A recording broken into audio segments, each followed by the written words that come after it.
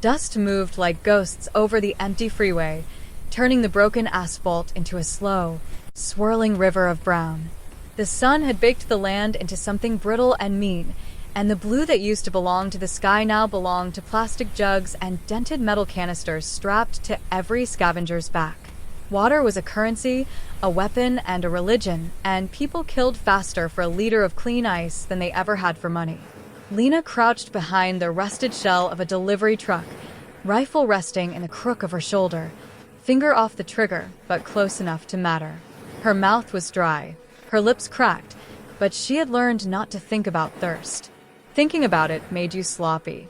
She watched the gas station ahead, a gutted building with its windows bricked up from the inside, a single blue tarp snapping in the wind where a sign used to hang. Above the station, the white symbol of a wave inside a triangle had been spray-painted on the old billboard. The tide. There and there, murmured Jax, low and even, beside her. He lay prone in the shade of the truck, binoculars pressed to his eyes. His voice carried the lazy drawl of someone who'd seen too many bad things to be surprised by new ones. 2 on the roof. 1 on the pump island with the shotgun. Can't see inside the shop. And the tanker? Lena asked. Back lot. Chained to a concrete block. Big one. If it's full, that's hell. That's enough to keep Harborline supplied for a month. Harborline. Their settlement. 300 thirsty souls stacked in a reinforced marina, trading scrap and labor for the one thing that mattered. Lena pictured the filtration tower there, humming like a patient heart, and the faces of people lined up below it, holding out anything that could carry a ration. If we walk away, Jax said, the tide keeps that tanker. They squeeze every farm between here and the coast. Harborline becomes just another customer. If we rush them, Lena countered, we lose people. Maybe the tanker, if they get desperate and blow it. Then none of this matters. Jax lowered the binoculars and looked at her. In the harsh light his eyes were a faded green, tired but sharp. You're the envoy, remember? Your call. I just shoot where you point. An envoy isn't supposed to make war decisions. In this world, he said, everyone makes war decisions.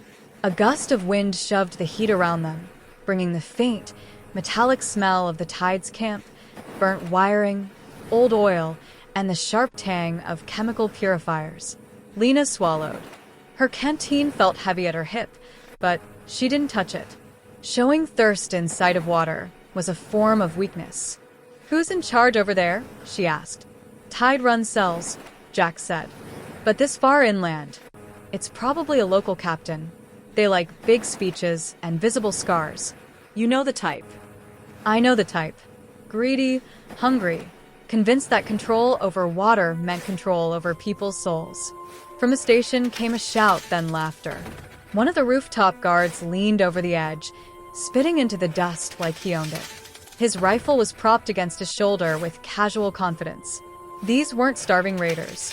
They were comfortable. That made them dangerous. Lena exhaled slowly. We tried talking first. Jax snorted. You and your miracles. If talk fails, she said, you get your war. He nodded once, as if that settled something between them, and slid backward into deeper cover. I'll stay in your shadow. Say the word if you want me to put anyone down. Lena stepped out from behind the truck, hands raised away from her body. The heat hit her like a slap. She walked toward the station with measured, steady strides, boots crunching broken glass and gravel. Don't shoot, she called. I'm coming to talk. The rooftop guard swung his rifle around, sights pointed straight at her chest. That's far enough, he shouted. Hands higher. Lena lifted her arms until her shoulders burned. Name's Lena. I'm envoy from Harborline. I came to bargain. The man on the pumps, a tall figure in a sun-bleached jacket and a bandana around his neck, stepped forward. He held his shotgun low but ready, angled just off her center. Harborline, he repeated. The marina on the East Bay? That's right. He studied her for a moment, then signaled to the rooftop guard. Rafe, ease up. If she came to shoot, she wouldn't walk in like that. Rafe's rifle lowered a fraction, but his eyes stayed hard. The man with the shotgun closed some of the distance, stopping several paces away. His hair was cut short, his beard trimmed to stubble. No wild, feral look. This was someone who had access to water and mirrors. "Name's Cole," he said. "Captain of this tide cell. Harborline's been sniffing around our routes, cutting deals with people who owe us tribute." "That you?" "Harborline trades water," Lena said. "We don't collect tribute." Cole's mouth curled into something that might have been a smile. "That's one way to sell it. Another way is, you undercut the people who built the pipes and kept the pumps running when everyone else was still crying about the old world." Lena kept her face still. "You think the tide built the rivers?" "I think the tide stopped people from poisoning themselves and each other," Cole said. "We lock down supply, make sure it's filtered, distributed. We take our cut to keep the system running. It's called order." "Your cut leaves whole villages rationed to a cup a day," Lena said. "People sell their children for more. That's not order. That's strangulation." Cole's eyes hardened. "You walk a fine line, envoy." "I walked 3 days on that fine line," Lena replied, "to give us a chance to avoid a fight. You have a tanker of potable water back there. Harborline wants to buy it." Cole laughed, short and disbelieving. "Buy it? With what? Shells? Old world paper?" "We have filters," Lena said. "Carbon stacks, intact membranes. You lose those, your system collapses. We also trade access to our desalinizers. Tide controls shorelines, but your brine rigs are old, and you know it." Cole's gaze flicked, just briefly, toward the back lot as if he could see the tanker through concrete. She had guessed right. The tanker mattered. "What are you offering, exactly?" "Half the tanker stays with you," Lena said. "Half goes to Harborline. In return, we service your equipment. We'll replace your fouled filters, upgrade your pump seals. And we formalize a non-aggression and shared territory pact along the North Ridge."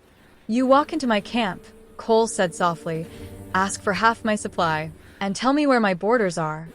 You'll lose more than half if the other factions here Harborline and the Tide are cutting each other up out here," Lena answered. "The dusters will hit your caravans while you're bleeding. The choir will bless every well you ever touched and claim divine rights. You know how fast sharks smell blood in the water." Cole stared at her for a long time. Sweat trickled down Lena's back beneath her shirt.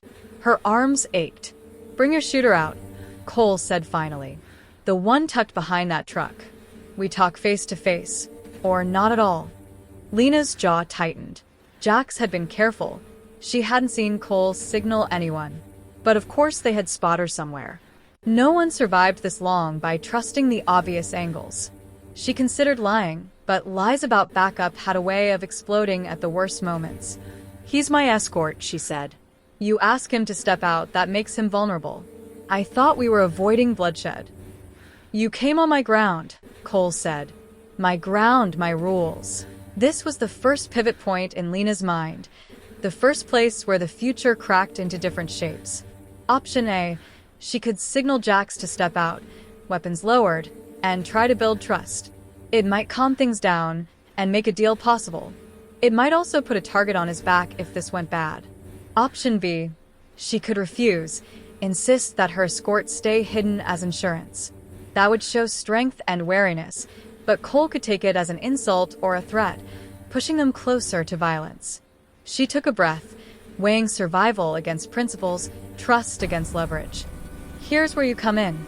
How should Lena respond to Cole's demand about Jax? Choice 1. Trust Lena signals Jax to come out into view with his rifle slung and hands visible, agreeing to Cole's condition to talk face to face. Choice 2. Leverage Lena refuses to expose Jax, stating clearly that her escort stays in cover if these talks are to continue, even if that offends Cole. Vote for Choice 1 or Choice 2. The second part of the series will continue from the option that gets the most votes, shaping the alliance, the betrayals, and how the next conflict over water unfolds.